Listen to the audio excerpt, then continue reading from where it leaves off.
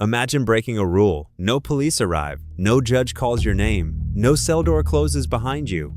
For most of human history, that was the reality. No prisons, no courts, no written laws at all. And yet for roughly 250,000 years, your ancestors lived in groups that were, by most accounts, remarkably peaceful. So how did they stop people from lying, stealing, or hurting others? The answer is stranger and more brutal than you'd expect. And it explains something about how your own brain still works today. For 99% of human history, justice wasn't a building. It was your neighbors. You lived in a band of maybe 30 to 50 people. Everyone knew your face. Everyone knew your family. Everyone knew exactly what you did yesterday, and they'd remember it for years. There was nowhere to hide, no anonymity, no starting over in a new town. Your reputation was the only currency you had, and once it was gone, you couldn't simply move and rebuild it. That single fact changed everything about how punishment worked. Anthropologist Christopher Boehm spent decades studying this. He analyzed 50 hunter-gatherer societies across the world, from the Kalahari to the Arctic, looking for patterns in how they handled people who broke the rules. He found something almost universal, a ladder, each rung more severe than the last, and almost nobody ever reached the top. The first rung was gossip, just talk, quiet, persistent, devastating talk. Long before your ancestors had courts, they had conversation. Someone took more than their share of meat. Someone lied about where they'd been. Within hours, everyone in the band would know. Gossip wasn't idle chatter. It was surveillance with no cost and no escape. You couldn't argue with a rumor the way you could argue with an accusation to your face. It simply existed, spreading person to person, shaping how everyone treated you before you even realized you'd been judged. If gossip didn't work, the second rung was teasing. Public, pointed, impossible to ignore. A man getting too aggressive, too boastful, too eager to dominate others might suddenly find himself the subject of jokes around the fire. Not gentle jokes. Jokes designed to shrink him back down to size. This wasn't cruelty for its own sake. It was a tool, and a remarkably effective one. Humiliation, it turns out, regulates behavior faster than almost any punishment you could invent. If teasing failed, the third rung was ridicule, and then open shaming. The group would stop pretending to be subtle. Among the Jew, Hoanzi of the Kalahari, anthropologists documented something that sounds almost comedic until you understand the function behind it. When a hunter returned with a large kill, the group would mock him.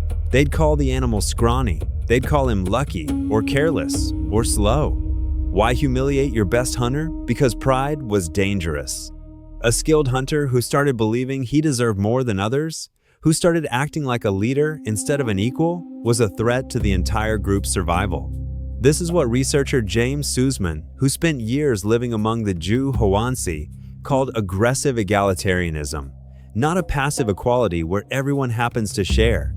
An enforced equality, defended constantly, through humiliation aimed at anyone who got too big. Notice something here. The meat from a hunt usually wasn't even distributed by the hunter himself. It was handed out by a neutral third party, someone uninvolved in the kill.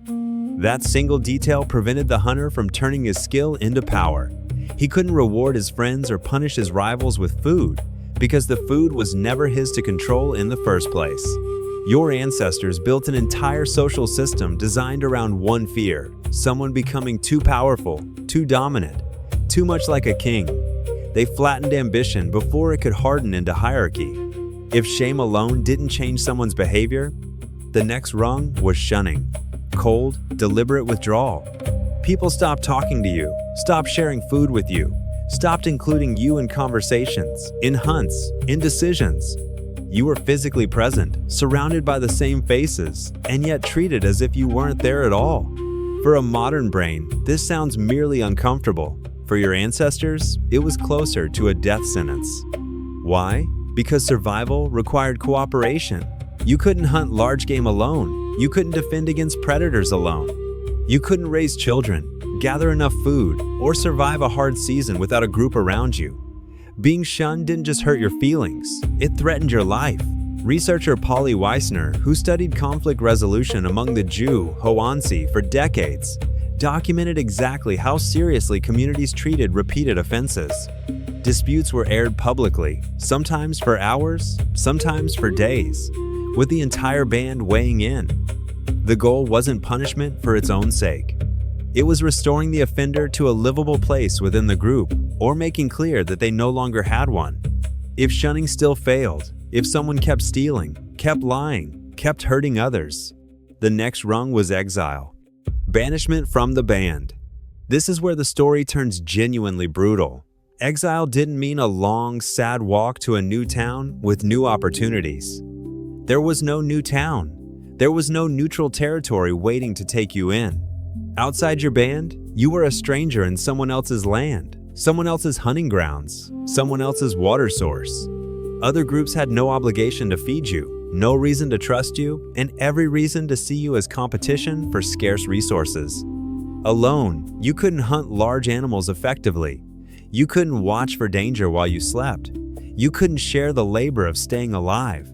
Exile, in most environments your ancestors faced, was a slow sentence carried out by the landscape itself, and only at the very top of the ladder, reserved for the worst offenders, the ones who wouldn't stop, who kept dominating, kept killing, kept terrorizing others even after every other rung had failed, was the final and rarest punishment. Execution. This sounds shocking against the image of hunter-gatherers as gentle and peaceful, an image that isn't entirely wrong. But Boehm's research found something specific. Capital punishment, while rare, appeared across nearly every hunter-gatherer society he studied, making it one of the most widespread human universals on record. It was almost never carried out by one angry individual.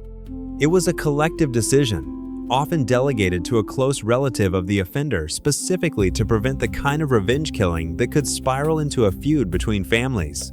So let's reconstruct what this actually looked like. Picture a man in your band who has slowly become a problem. He bullies others. He takes more than his share. He's been gossiped about, teased, ridiculed, shunned. Nothing has worked.